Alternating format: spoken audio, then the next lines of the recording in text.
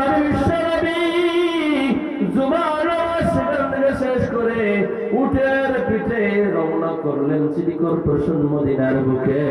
সাহাবীরা চিন্তা করতেছেন আমার বাড়ি ঢুকবে, সাহাবীরা চিন্তা করতেছেন আমার বাড়ি ঢুকবে।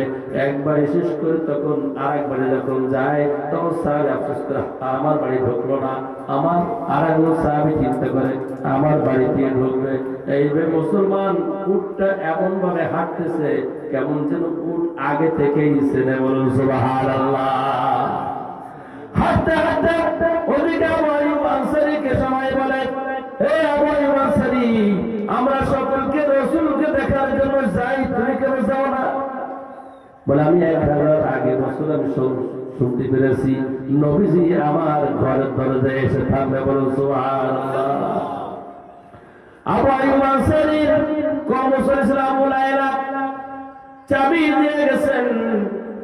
নবীজির উটটা কেমন যেন আগে থেকে চিনে। নবীজির উটটা আস্তে আস্তে হাঁটে পা পা করে সমস্ত সাহাবীর বাড়ি অতিক্রম করে আবু আইয়ুব আনসারীর ওই বাড়ির সামনে দিয়ে শুয়ে পড়েছে, বসে পড়েছে। জোরে জোরে বলুন সুবহানাল্লাহ। সঙ্গে সঙ্গে ওদের বেড থেকে নেমে পড়লেন আবু লায়লা। বলে আবু আইয়ুব আনসারীর কর্মচারী, আপনার এই ঘর আপনার জন্য চাবি আমার হাতে রেখে দিয়ে গেছেন, আপনার ঘরে ঢুকে এই চাবি নিয়ে নেন। নবীজি বলেন, তোমার নাম কি আবু লায়লা?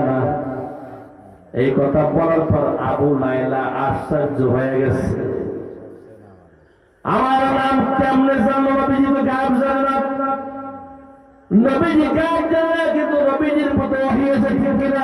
ওয়ান নাজমি ইযা হাওয়া মা দাল্লা সাহিবুকুম ওয়া মা গাওয়া ওয়া মা ইয়ানতিকু আনিল হাওয়া ইন হুয়া ইল্লা ওয়াহয়ুন ইউহা। জোরে জোরে বলুন সুবহানাল্লাহ। নবীজি শুধু এই কথা বলে ক্ষান্ত হন নাই।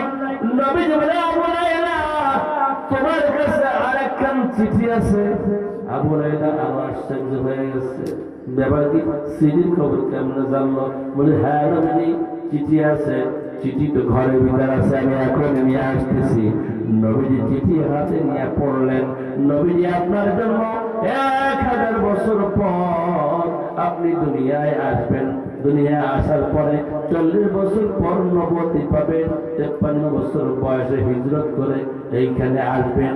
সেই কথা শুইনা আপনার উপরে আমি ঈমান এনেছি 1000 বছর আগে। বলুন সুবহানাল্লাহ। আপনার টাকার জন্য আমি একটা সুন্দর বাড়িও করে রেখে গেছি। সুবহানাল্লাহ। আমার ভাইরা, এই নবীজির আদর্শ, এই নবীজির চরিত্র আমাদের জানা বোঝা, নিজের বডি ফিটনেসের ভিতরে ফিট করা দরকার আছে না নাই? সেই নবীজির সুপারিশ ছাড়া আমরা কেউ জান্নাতে যেতে পারবো না।